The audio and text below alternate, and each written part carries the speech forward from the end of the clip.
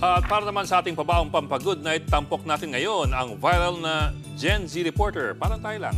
At mobile journal ng 1PH si Merymon Reyes. Tumawa ka pa eh. Okay na nga eh. Binansagan siyang transition queen dahil sa kanyang kakaibang paraan ng pagbabalita. Narito ang report.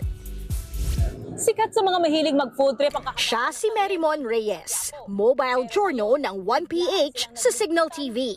Isa sa mga mukha ng balita na ngayon ay mukha na rin ng transition. Hindi lang yung mga sikat na food at street vendors dito sa Carriedo ang niligpit. Dahil bukod dito sa Carriedo, nagkaroon din ng pagliligpit dito, dito at dito. Nasyok ang mga nanood sa napaka-unique na transition niya na hindi madalas gamitin sa mga news report. Sabi nga ng isang netizen, paano masosolve ang transport crisis sa Pilipinas? Mag-teleport daw gaya ni Merymon. Tanong naman ng isa, who is this diva? Oh, diba? Trending! Pati nga ang content creator na si Charuth, naki-Merymon Transition Challenge na rin. Ang twist, isa siyang nanay na galit. Di ba sinabi ko magligpit kayo, ha? Eh bakit makalat pa rin? Dito, at dito. Ano? Ha? Ako na lang lahat lagi? Utos ko, gawa ko?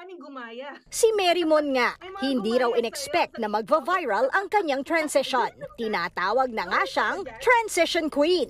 Hindi ko po alam na aabot sa ganito. Paano ba naisip ni Merymon ang ganyang atake sa kanyang pagbabalita? Tinayo ko po yung tripod ko, tumayo lang ako dun sa pinakaunang shot. Ang ginawa ko po nung una, in-explain ko lang. Pero parang nung nakita ko, kung gagawin ko siya sa lahat ng lugar, parang boring.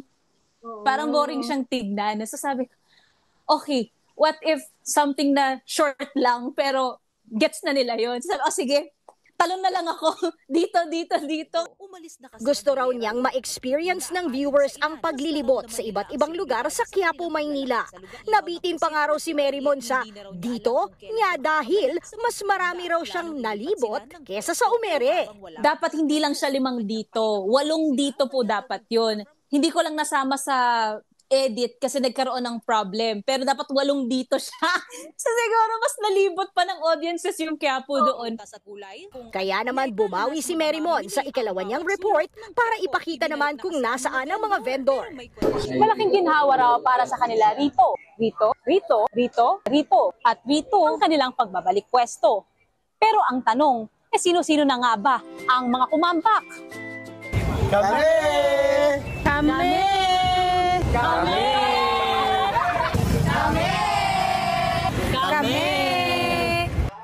Sa huli, happy daw si Merymon na maraming nanood ng kanyang balita.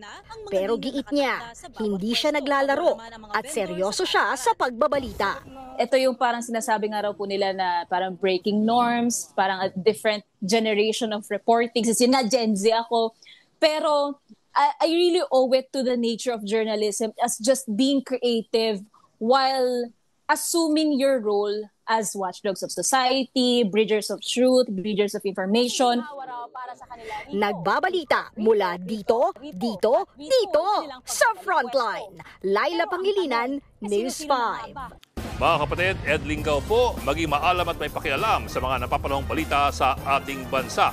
Para sa mas malilimang pagtalakay at paghimay sa mga issue at headlines, mag-follow at mag-subscribe sa social media pages ng News 5.